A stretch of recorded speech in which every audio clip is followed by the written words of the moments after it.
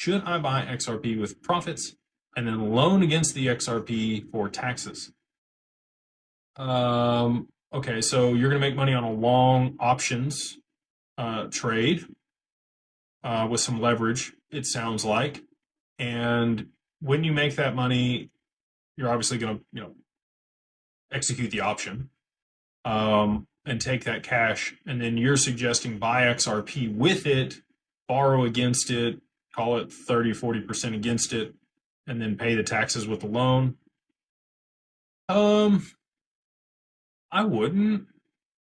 I mean, one, I don't know that you're going to be able to buy XRP at that point.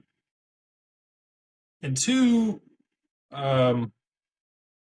you just put your, like, if you believe in the upside on XRP, I guess that makes sense. And you could also put the XRP to work, but to be able to cover the taxes on that, I would prefer to already be in XRP when it's experiencing the upside versus waiting till later. And then it makes a lot more sense to borrow against it because you're going to have huge cap gains if you liquidate versus if you're in cash